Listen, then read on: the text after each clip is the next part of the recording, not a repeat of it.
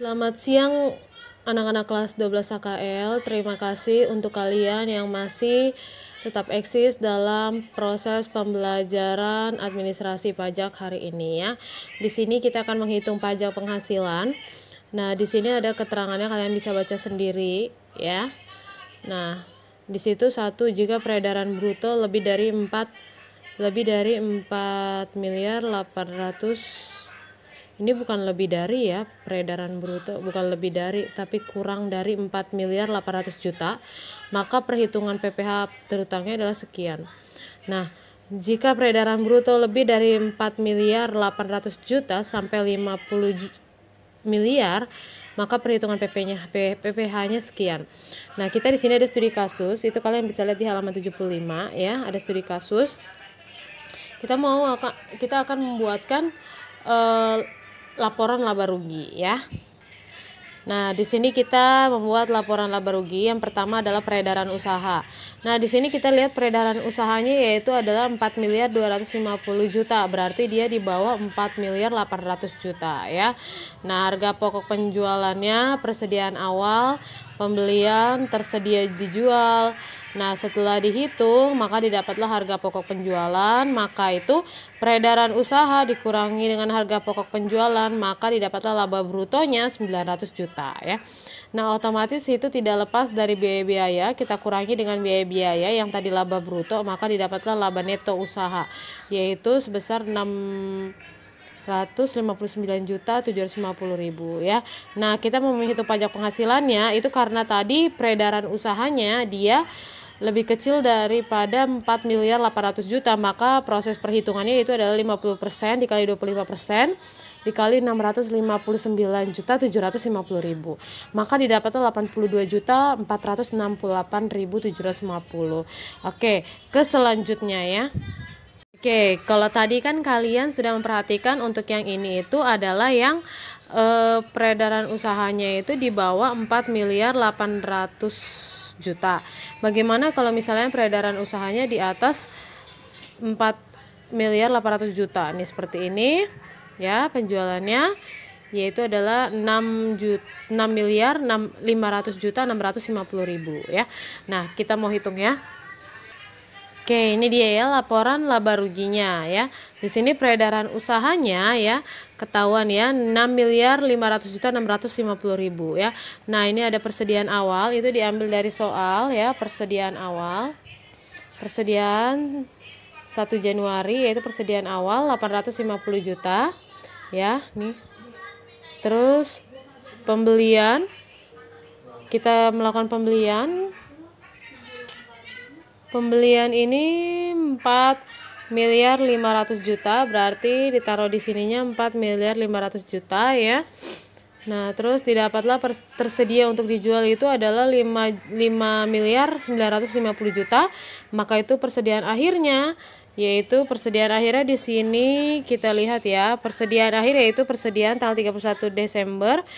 Nah, yaitu 750 juta ya, didapatlah 750 juta, berarti dikurangi 750 juta persediaan akhirnya, maka didapatlah harga pokok penjualannya itu adalah 5 miliar 200 juta. Nah, di peredaran usaha atau penjualan dikurangi dengan harga pokok penjualan, didapatlah laba kotornya yaitu adalah 1 miliar 300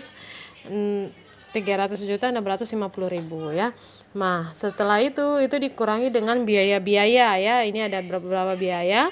Ini dikurangi dengan ini, didapatlah laba netonya itu 1 miliar 60 juta 400.000 ya. Nah, ternyata ada pendapatan lain di sini ya, di soalnya itu ada pendapatan bunga dan pajak bunga tabungan ya. Di sini juga. Jadi kita masukkan pendapatan lain-lain, yaitu pendapatan bunga tabungan 2.500.000 dikurangi dengan pajak bunga tabungan 425.000, maka didapatlah 2.075.000. Nah, setelah itu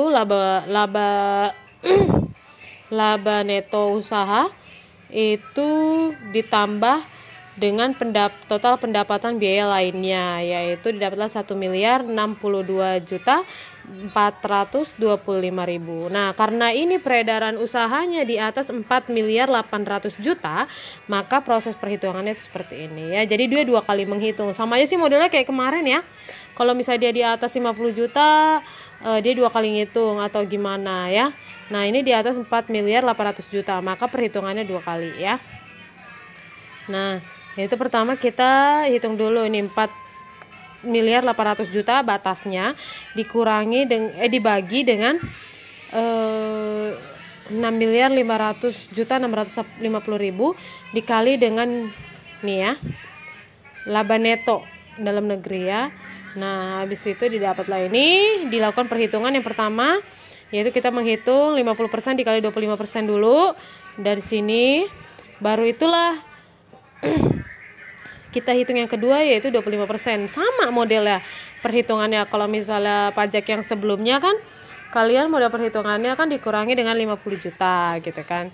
Nah, kalau ini dikurangi yang tadi ini kan laba neto dalam negerinya kan dikurangi dengan yang sudah kita hitung itu 784.481.551 ya. Dikurangi maka didapatlah penghasilannya jadi 25% dikali dengan 1 miliar 6, hasil pengurangan dari ini baru itu didapatlah 69.485.862 ya. Nah, setelah itu ini ditambah maka didapatlah penghasilan kena pajak dari bagian peredaran bruto yang memperoleh fasilitas yaitu adalah 167.546.056 rupiah ya. Jadi itu dari Miss Ernest, penjelasan dari Miss Ernest, tolong dipahami. Miss Ernest mencoba kalian harus bisa memahaminya ya. Ini kita materi baru, ini ada di halaman 67 ya. Nah, hanya itu aja penjelasan dari Miss Ernest.